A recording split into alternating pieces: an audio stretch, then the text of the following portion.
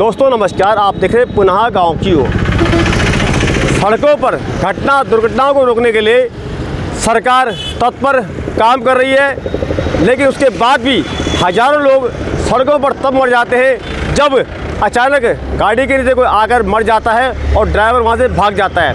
सरकार ने इसी के तहत एक कानून बनाया, हिट एंड रन, कि यदि कोई ड्राइवर गलती करता है और वहां से भाग जाता है बिना पुलिस को सूचना देने के, तो उस पर जो है 10 साल की सज़ा और 7 साल का जुर्माना उसे देना होगा। जैसे ही यह कानून पारित हुआ तो ड्राइवर्स के अंदर इसके प्रति एक रोष था और 3 दिन का जो है चक्का जाम कर दिया गया है। चाहे वो सरकारी बसेस हो और चाहे प्राइवेट हो, सारी सड़कों पर सन्नाटा पसर गया था, जिसमें कि काफ़ी दिक्कतों का सामना उन यात्रियों को करना पड़ा जो कि 31 यानी नए साल पर आए थे घूमने, उत्तराखंड हो या गए थे अन्य राज्यों में। ड्राइवर्स बिरादरी का ये कहना है कि यदि हम वहाँ से नहीं भागते हैं और हम उस घटनास्थल से उस व्यक्ति को जो अचानक, चाहे कारण कोहरा हो, चाहे गड्ढा हो और चाहे वहाँ पर सड़कों के कारण कोई दुर्घटना होती हो, यदि हम उसे अस्पताल ले जाते हैं और पब्लिक हमें मारती है, अदमरा करती है,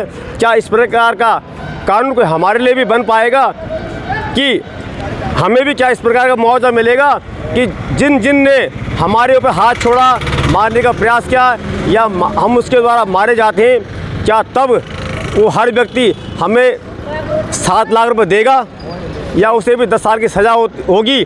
बस इसी बात को रोष बढ़ गया था और अब शायद कुछ फैसला हो चुका है या फिलहाल इस कानून को रोका गया है। तो उसके बाद से सभी लोग जो है अब सुचारू रूप से अब गाड़ियाँ चलाने को तैयार हैं। और इस वक्त मैं खड़ा हूँ ऋषिकेश में, हमने यातायात और पर्यटन विकास सहकारी लिमिटेड ऋषिकेश। तो फिलहाल जो है बसेस यहाँ से चलना शुरू हो चुकी हैं। आज फिलहाल वैकल्पिक व्यवस्था, लेकिन कल से जो है सुचारू रूप से सारी बसें चलेंगी। तो चलिए इसी को लेकर हम बात करेंगे अध्यक्ष महोदय से। बने रहे खबरों के लिए, देखते रहे पुनः गाँव की ओर। तो आइए अब इसी को लेकर हम बात करते हैं संयुक्त रोटेशन संघ के अध्यक्ष श्रीमान बिष्ट जी से कि क्या कुछ समझौता हुआ है और क्या कुछ इनका कहना है। भाई साहब नमस्कार। नमस्कार। ठीक है ना आप लोग? बहुत बढ़िया भाई साहब। अच्छा भाई साहब, अब क्या फैसला हुआ है? फैसला तो ये, सबसे पहले मैं आपके चैनल का धन्यवाद करना चाहता हूँ और आपका भी रतौड़ी जी, बार बार जो है आप हमारी आवाज़ को आगे तक पहुँचा रहे हैं। इस जो कानून बनाया था केंद्र सरकार ने, बनने जा रहा था जो कानून, हालांकि अभी बना नहीं था, बनने जा रहा था, जो हिट एंड रन का जो कानून बन रहा था, इसमें आप देख रहे हैं 3 दिन से जो है सारे गाड़ियों के पहिए जाम हो गए थे, चक्का जाम हो गया था, सारा जीवन लोगों का अस्त व्यस्त हो गया था। तो अब कल गृह सचिव की बात हुई है ऑल इंडिया कांग्रेस कमेटी से, ट्रांसपोर्ट से, तो उन्होंने आश्वासन दिया है कि ये कानून लागू नहीं होने देंगे। तो हाल फिलहाल उनके कथन पे हमने जो स्ट्राइक स्थगित कर दी है। कल से गाड़ियाँ चलने शुरू हो जाएगी अपने सारे मार्गों पे, चाहे लोकल की हो, चाहे विश्वनाथ की हो, हमारी चाहे व्यापारिक सेवाएँ हमारी जो है यहाँ से ऋषिकेश, हरिद्वार से और देहरादून मिला के लगभग 150 सर्विसें डेली जाती है, जो आज तक रुकी हुई है।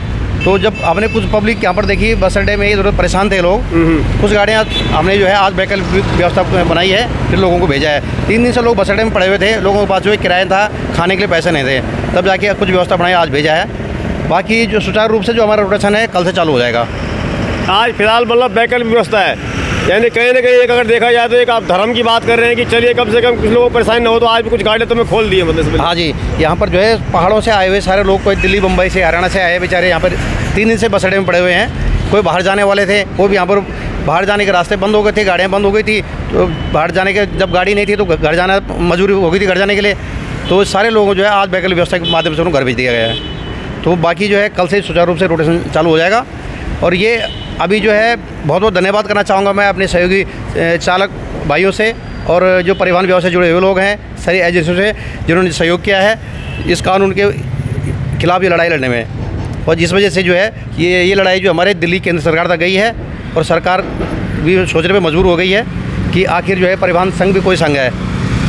2 दिन में ही पता लग गया है और सरकार मजबूर हो गई सोचने के लिए कि यह कानून जो है इसी बारे में सोचने के लिए।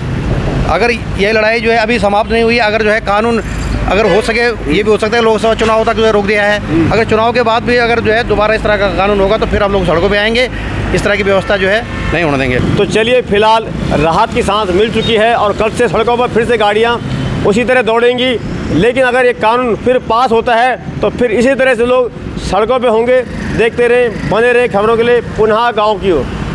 तो चलिए आप सभी को बधाई, आपका जो संघर्ष था वो एक मुकाम तक पहुंचा और फिर दोबारा से आप देख पा रहे होंगे कि सड़कों पर चारों ओर से जो है ये गाड़ियों का आवागमन ये शुरू हो चुका है। जो यात्री बेचारे परेशान थे लौट रहे हैं अब अपने घरों की ओर। और ये देखिए यहाँ पर रेड लाइट पर ये गाड़ियाँ भी खड़ी हैं, यानी कि कहीं ना कहीं जो है कानून का पालन भी। और थोड़ा आप सामने देख पा रहे हैं हमारे पुलिसकर्मी भी बिल्कुल अब थोड़ा चैन की सांस ले चुके हैं। कल तक बेचारे ये भी बड़े परेशान थे कि किसको भगाएं, किसको उठाएं और किसको क्या करें। तो चलिए बने रहें।